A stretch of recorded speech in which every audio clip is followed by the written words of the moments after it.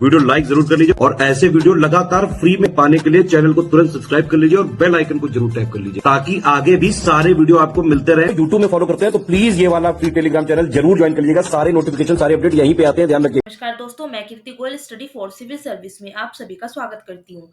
जो भी बच्चे यूपीपीसीएस एग्जाम के लिए प्रिपरेशन कर रहे हैं वो स्टडी फॉर सिविल सर्विस का पेड कोर्स ज्वाइन करके कंप्लीट प्री प्रश्न तक की तैयारी कर सकते हैं।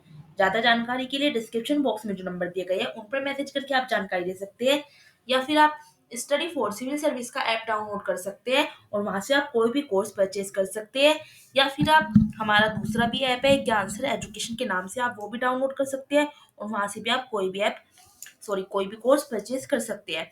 चलिए बिना देरी किए करते हैं हम आज का लेक्चर स्टार्ट। ज्योग्राफी के पीवाईक्यू हमने एक सीरीज चला रखी है, आज की सीरीज स्टार्ट करते हैं।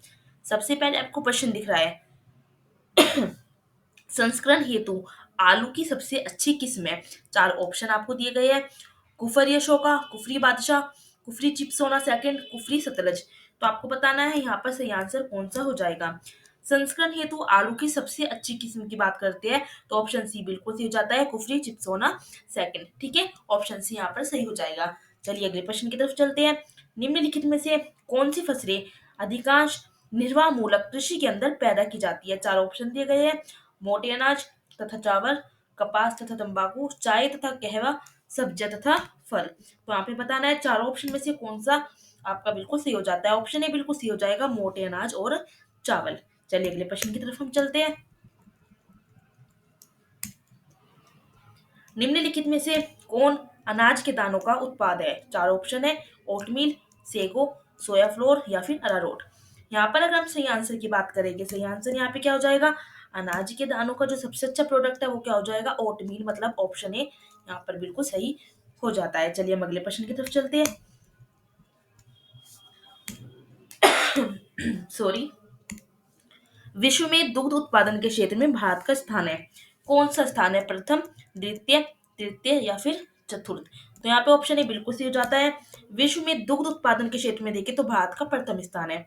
अगले प्रश्न को देखते हैं। राष्ट्रीय डेयरी शोध संस्थान जो शोध संस्थान है वो स्थित है कहाँ पर, झांसी में, नई दिल्ली में, लुधियाना में या फिर करनाल में। तो राष्ट्रीय डेयरी शोध संस्थान जो है वो कहाँ पे स्थित है, वो करनाल में स्थित है, मतलब ऑप्शन डी बिल्कुल यहाँ पर सही हो जाता है। बात करते हैं हम अगले प्रश्न की। भारत का सबसे महत्वपूर्ण खनिज युक्त रोग तंत्र है, कडप्पा तंत्र, धारवाड़ तंत्र, गोंडवाना तंत्र या फिर विंध्य तंत्र। यहाँ पे अगर हम सही आंसर की बात करते हैं ऑप्शन बी बिल्कुल सही हो जाता है, धारवाड़ तंत्र। चलिए अगले प्रश्न की तरफ चलते हैं। निम्न में से कौन भारत में सबसे बड़ा मशीनीकृत खान है, रत्नगिरी, जयपुर, सुंदरगढ़ या फिर बेलाडीरा खान। यहाँ पे अगर हम सही आंसर की बात करते हैं ऑप्शन डी बिल्कुल सही हो जाता है, बेलाडीरा खान। चलिए अगले प्रश्न को देख लेते हैं। सूची 1 को सूची 2 से आपको यहाँ पे मिलाना है। सूची 1 में तांबे के क्षेत्र है और सूची 2 में क्या है, राज्य है। चंद्रपुर, अभ्रक, खम्मान और यहाँ पे क्या हो जाएगा, यहाँ पे खत्री हो जाएगा।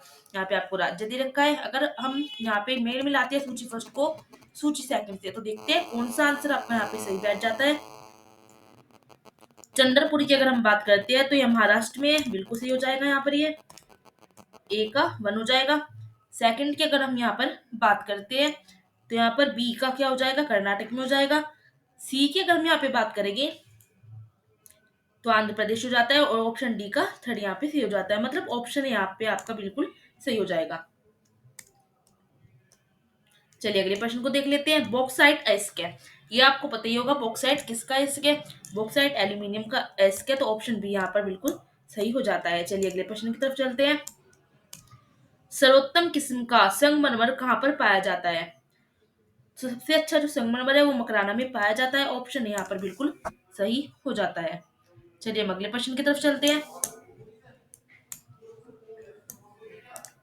निम्नलिखित शैल तंत्रों में से कौन कोयला जो डिपॉजिट होते हैं उनका प्रमुख स्रोत है, धारवाड़ तंत्र, गोंडवाना तंत्र, गुड़प्पा तंत्र या फिर विंध्य तंत्र। यहाँ पे सही आंसर की बात करते हैं ऑप्शन बी बिल्कुल सही हो जाता है, गोंडवाना तंत्र। अगले प्रश्न की तरफ चलते हैं। निम्नलिखित शैल क्रमों में से कौन भारत का 90% से अधिक कोयला प्रदान करता है, विंध्य क्रम, धारवाड़ क्रम, टर्शियरी कर्म या फिर गोंडवाना कर्म। यहाँ पे अगर हम सही आंसर की बात करेंगे ऑप्शन डी बिल्कुल सही हो जाता है, गोंडवाना कर्म। चलिए हम अगले प्रश्न की तरफ चलते हैं। निम्नलिखित में से कौन सा एक युग्म सही सुमेलित नहीं है? यहाँ पे तेल शोधन शाला है और यहाँ पे राज्य है, तो बताना है कौन सही सुमेलित यहाँ पर नहीं है। यहाँ पे अगर हम बात करते हैं, बीना मध्य प्रदेश में है, बिल्कुल सही है। नूनमती असम में है, बिल्कुल सही है। वादीनाथ पंजाब में है, बिल्कुल सही है। मनाली जो है तमिलनाडु में है। एक मिनट, वादीनाथ जो है पंजाब में नहीं है, तो ऑप्शन सी गलत है, क्योंकि मनाली तो तमिलनाडु में, ठीक है ये तो, ठीक है। तो यहाँ पे ऑप्शन सी क्या, ऑप्शन सी जो है गलत है, यहाँ पर यह पंजाब में क्योंकि नहीं है, और पूछा है कि कौन सा सुमेलित नहीं है, तो ऑप्शन सी बिल्कुल सही हो जाता है। चलिए अगले प्रश्न की तरफ चलते हैं। निम्नलिखित राज्यों में से किस एक राज्य में नामचिक मतलब नामफुक कोयला क्षेत्र स्थित है? कहाँ पर स्थित है? ऑप्शन ए बिल्कुल सही हो जाएगा, अरुणाचल प्रदेश में। ऑप्शन ए यहाँ पर सही हो जाता है। चलिए अगले प्रश्न की तरफ हम चलते हैं। तलचर एक प्रसिद्ध कोयला क्षेत्र है, कहाँ पर है ये? आंध्र प्रदेश में, छत्तीसगढ़ में, झारखंड में या फिर ओडिशा में? ऑप्शन डी बिल्कुल सही हो जाता है, ओडिशा में स्थित है। अगले प्रश्न की तरफ हम चलते हैं। किस राज्य में लिग्नाइट कोयला के विशालतम भंडार है? कहाँ पर है ये? तो यहाँ पे अगर हम सही आंसर की बात करते हैं, तमिलनाडु में। ऑप्शन डी यहाँ पर बिल्कुल सही हो जाता है। चलिए अगले प्रश्न की तरफ हम चलते हैं। विश्रामपुर जिसके खनन के लिए प्रसिद्ध है वो है ताम्र, लौह, कोयला या फिर मैग्नीज? यहाँ पे अगर हम सही आंसर की बात करें, कि सही आंसर ऑप्शन सी हो जाता है, यह कोयले के लिए प्रसिद्ध है। ठीक है, चलिए अगले प्रश्न की तरफ हम चलते हैं।